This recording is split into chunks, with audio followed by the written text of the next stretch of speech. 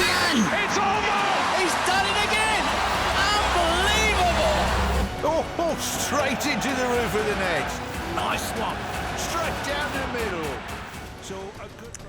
Hi, you're watching Firstpost. I'm Rupha Ramani. Let's get started.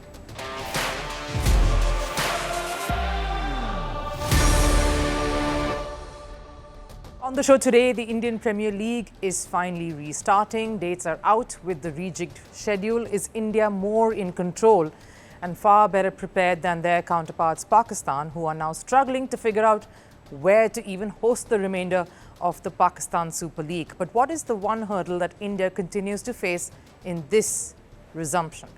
The Virat Kohli Test retirement storm has not died down. His childhood coaches have come out saying he was prepping for the upcoming series against England. That was why he even got back to playing domestic cricket in the first place. Is there more to this than just a vision to look out for a younger cricketing setup?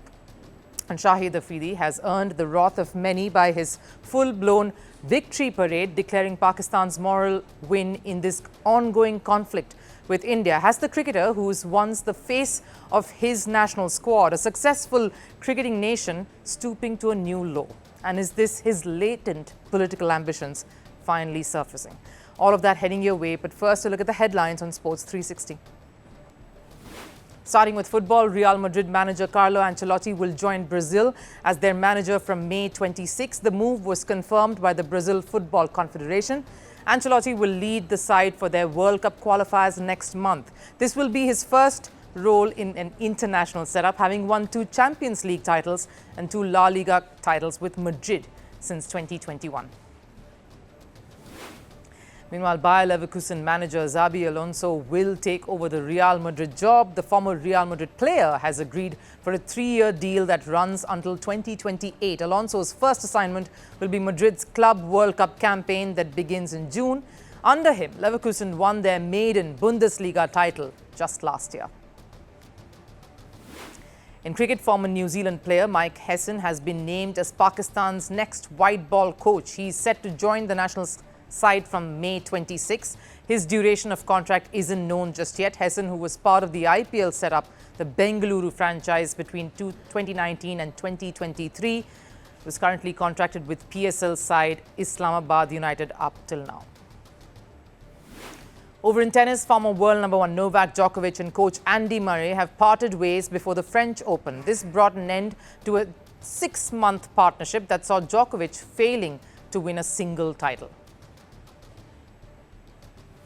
World number 1, Aryna Sabalenka, has advanced to the quarterfinal of the Italian Open. Marta Kostyuk made Sabalenka work for the win, with the second set going on to a tiebreaker. Sabalenka eventually won the match 6-1, 7-6. She now faces Qin Wen Zhang.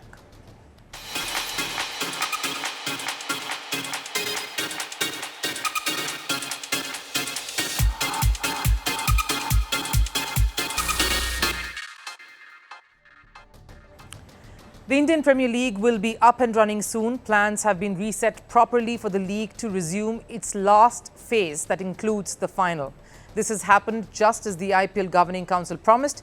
Temporary suspension for a week, got suspended on the 10th and will now resume on the 17th of this month. Contrastingly, looks like the PSL is in hot water. Why? Absolutely nothing has gone right with the tournament, and to top it all, UAE has now refused to play host to the remainder of the Pakistan Super League. But this is for another day. IPL, on the other hand, has displayed why they are a top sporting league in the world currently. Before I get into details of that, let's also get some of the information that has come out right out of the way. In fact, a lot of which many media outlets got wrong. First, the IPL will of course resume on the 17th of May, as they all promised, exactly 1 week after it was temporarily suspended. As promised, there will be just 2 double headers. So none of that talk of BCCI packing it all up with only double headers to wrap it up in a jiffy coming through. Many reports said India and BCCI is looking for just 3 venues and in the south to play it safe. We always heard that BCCI wanted to show that they are not affected by the ongoing tension. They were in accordance with the Home Ministry, and that's why they're confident that the IPL will take place across 6 venues and very smoothly. 4 of those up north as well. The first game will be played in Bengaluru between the hosts there, of course, the host franchise Bengaluru and Kolkata on the 17th. And the final will be held on the 3rd of June. The playoff venues are yet to be announced.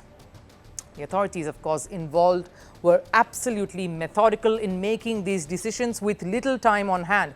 India is currently in a huge political dialogue regarding their fight against terrorism, and amid all of this, the IPL Governing Council members have been meticulous and steadfast in their communication with all the franchises, all of whom were on the same page and took the necessary advice required in such scenarios from the Home Ministry as well.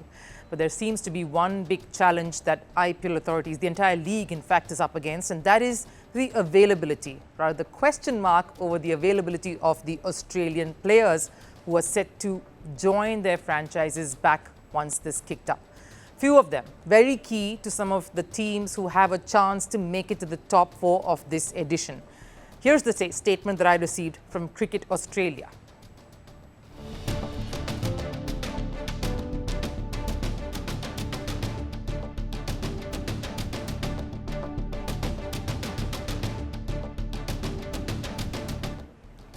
While they say they have no issues at all in India resuming their IPL in the middle of a continuous ongoing tension in the subcontinent, they also state that they will not force any of their players to do so, that they will support their cricketers' individual decisions no matter what they intend to do or what they decide to do.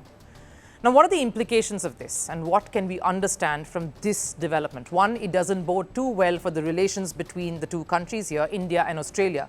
A tie that is quite acrimonious. The recent tour of India to Australia was enough to highlight and reiterate this. IPL just recently, in fact, came out with a strong statement ahead of this edition that any player wishing to withdraw from the league, once having been roped in or purchased by any franchise, will have to be willing to face a 2-year ban from participating or being part of this lucrative cricket league in the world today.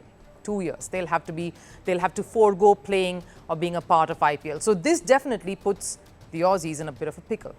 And there have been harsh reactions online for this particular move.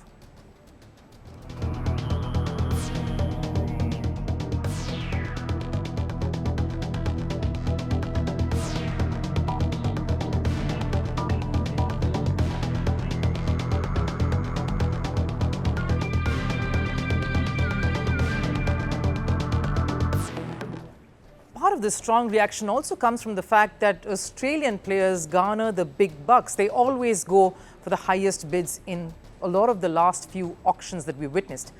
Sure, the one argument that Aussie cricketers can make is this is an unforeseen situation, something no one planned or foresaw. So something like this can throw the best laid Aussie plans right out. I would buy that argument if there was not a history of such instances of Australians backing out from travelling at the slightest sense of discomfort. The Australian cricketers refused to travel for the 1996 World Cup that was held in Sri Lanka and India, saying they were unsure. The World Cup did happen and without any hurdles. They refused to travel to Zimbabwe for a bilateral series in 2007, citing political unrest. Leighton Hewitt, a tennis player, one of their best tennis players from Australia, refused to travel to India in 2009 because he just was uncertain regarding the security there. Australian players have time and again always seemed skeptical, even for the most minor of reasons, even though the tournaments that they have pulled out from have gone on to get completed, to conclude smoothly.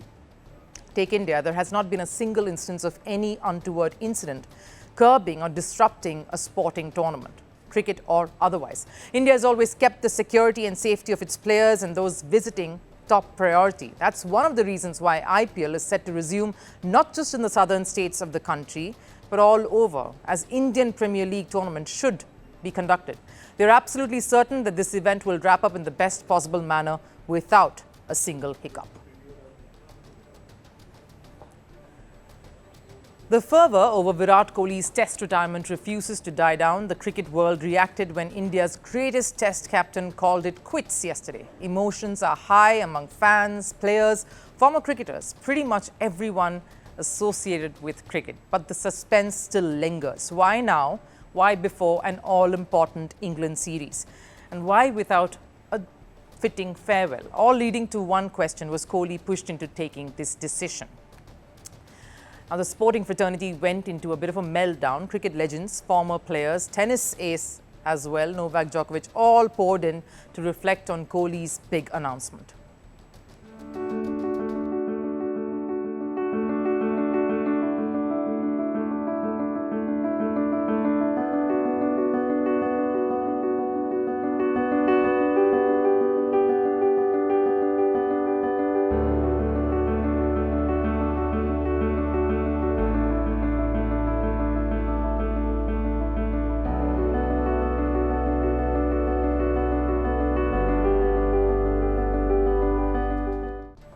All of this just shows you the kind of impact Kohli has had on the sporting world itself. Kohli was the brand ambassador of cricket, and nothing proves this better than what former Aussie cricketer Greg Chappell had to say. Chappell said he was the most Australian non-Australian ever. Kohli's reignited India's passion when it's come to giving it back to the Aussies and in their own backyard. We've seen so many instances of that happening over the many years, that no matter what, he would do everything to win, to cross the line. So with such a legacy, why did Virat Kohli decide to hang up his boots in this format without taking the field for one more time? I'm surprised with the decision of Virat Kohli to retire, especially because the big England tour is coming up in June. I think he should have played against England. It's a 5-match test series in their backyard, a big series. He could have played the entire series and then called it a day. Like I've said, his recent form in Test cricket could have been one of the reasons. He struggled in Australia, and a Border Gavaskar Trophy loss is never easy to just gloss over. A loss to Australia, and in the manner that India went down in, always results in casualties. But the larger question is, have records or numbers even been the true yardstick measuring Kohli's greatness or his contribution to Indian cricket? The former India captain had always been one innings away or one innings shy from always finding his rhythm again. During his 14-year-long Test career, he had his fair share of slumps, but he almost always turned the corner, punching to deliver. And at 36, Kohli is still one of the fittest in the Indian setup.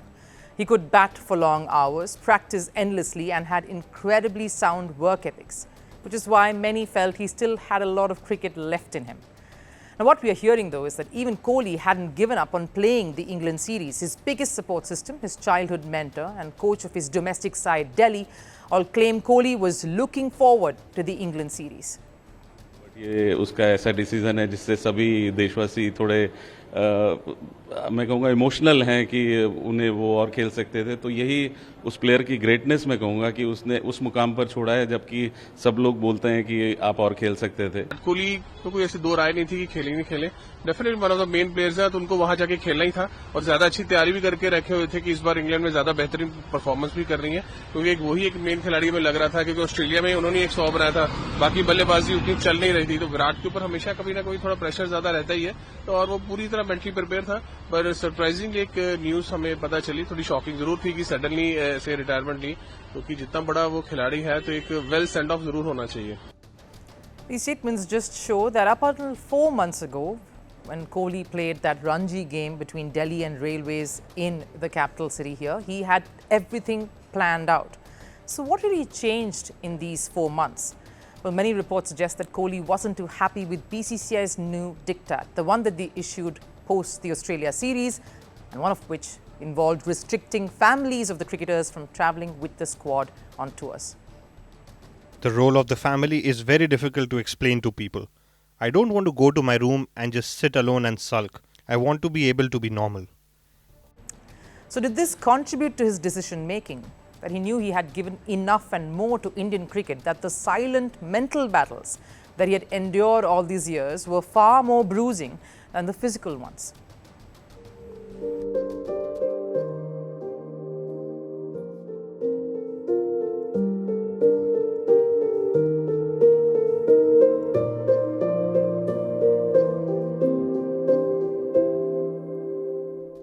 Knowing Knowing Kohli, having covered his cricket and having interviewed him and watched him grow all these years, one thing was certain. The hunger to keep performing, it just never died down. To keep winning was always there.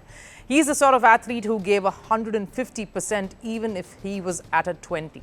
Reason why he pushed for that extra single, that extra boundary in an over, celebrated every wicket like it was his last, was involved in the field with his teammates even when he was not the captain.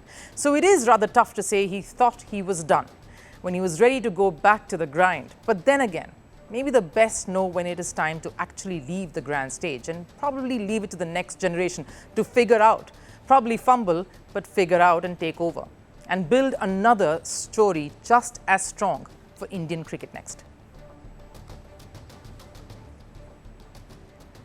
The year was 1996 and a 19-year-old all-rounder from Pakistan had only one wish: to represent his national side at the biggest stage. The teenager did fulfill that ambition and continued to be the face of his side, his country, for almost 2 long decades.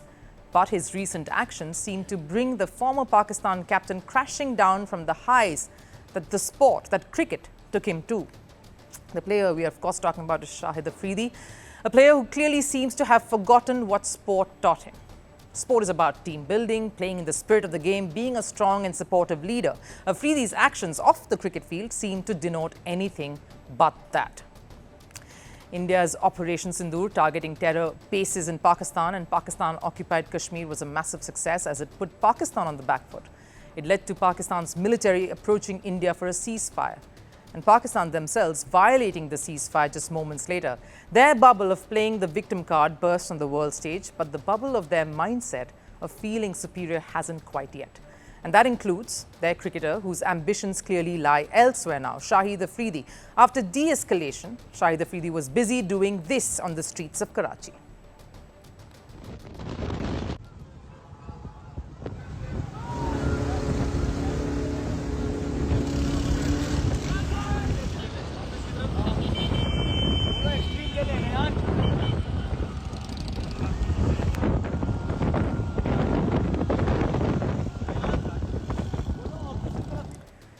A victory rally for what? The lives that Pakistan ended up losing thanks to their own act of false bravado? Or did Afridi get confused thanks to all the cricket that he's played?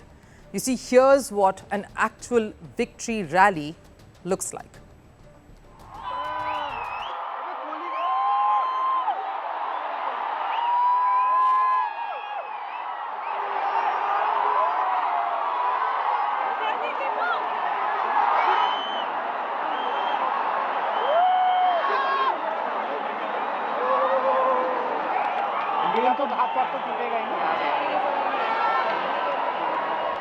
The entire city and of course a whole country coming to a standstill right then. That is what you call a victory rally. A sporting team, in this case the Indian men's cricket squad, celebrating the T20 World Cup triumph. Something Pakistan has tried to win and failed since 2009. And in this particular edition, were routed in the group stages itself. Afridi seems to have misplaced his sporting sense here, celebrating Pakistan's perceived success in the recent conflict with India, highlighting why Pakistan as a country continues to be in their own delusional world. Online backlash was swift and fierce, some even branding him a terrorist for glorifying a conflict that has larger and more significant implications.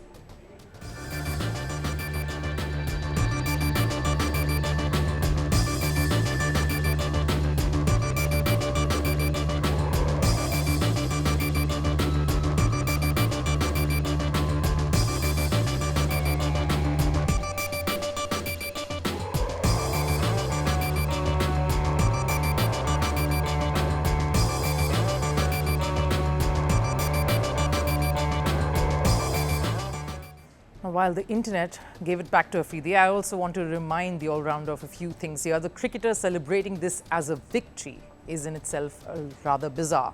And the intention of glorifying the Pakistan military is the lowest the cricketer could have stooped down to, because while the all-rounder is hailing this a victory, India's Director General of Air Operations was calling it what it was, a war against terrorism. That our fight was with terrorists and their support infrastructure, and not with Pakistan military. However, it is a pity that the Pakistan military chose to intervene and bat for the terrorist, which compelled us to respond. This is the difference between a statement from someone who is busy politicking and a military personnel who was actually there down fighting the battle. And this is not the first time Afridi has found himself in a hot mess over his remarks. He started by blaming the Indian Army for the whole Pahalgam attack, getting into a war of words with Indian cricketers right after, even took a jibe while donning Pakistan military's colours. All traits of somebody who wants to establish his presence beyond the cricket field. He was touted to be the next Imran Khan ever since his career as a cricketer came to an end in 2018. And not just because he was an all-rounder, just like the former Pakistan Prime Minister, but because of the adulation he still enjoyed in Pakistan. He was respected for his cricketing achievements, and despite denying any political ambitions in the past, Afridi sure is busy working towards just that. Doing the work of a politician already by helping people. All parties support me and people support me. I just wish to help people. What he tried to do with that victory rally was not only praise Pakistan's governance, but also openly displayed his allegiance, that he's backing this regime and their decisions all the way. The sport gave Afridi recognition not just in his country but the world over. Someone who rewrote record books for the brand of cricket that he's always played. Records that are wilting now by the sheer weight of this misplaced victory rally that he conducted, that only succeeding in spreading hate and misinformation. What he needs to understand is that their most decorated cricketer, Imran Khan, first entered politics, then started behaving like a politician. Afridi is forgetting that he has forged relations on the cricket pitch, and his latest actions are only tainting them. Maybe he's forgotten the ambitions of that 19-year-old, a young cricketer who wanted to represent Pakistan, play his heart out and bring joy to his fans, to the people watching him, not resort to spreading hate and false propaganda. Time for last serve before the Italian Grand Prix takes centre stage this week, and Formula One fans are up for a treat as the sport celebrates its 75th anniversary. F1 restored footage of the first ever race, the British Grand Prix, which took place exactly 75 years from today. Take a look.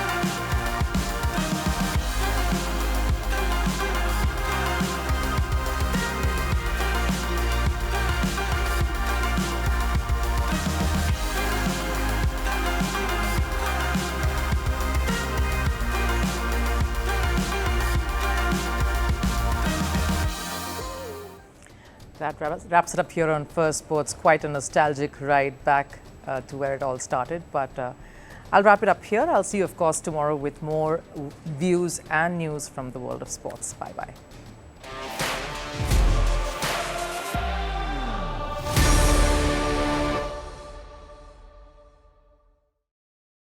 At Firstpost, we are choosing to hold on to accuracy.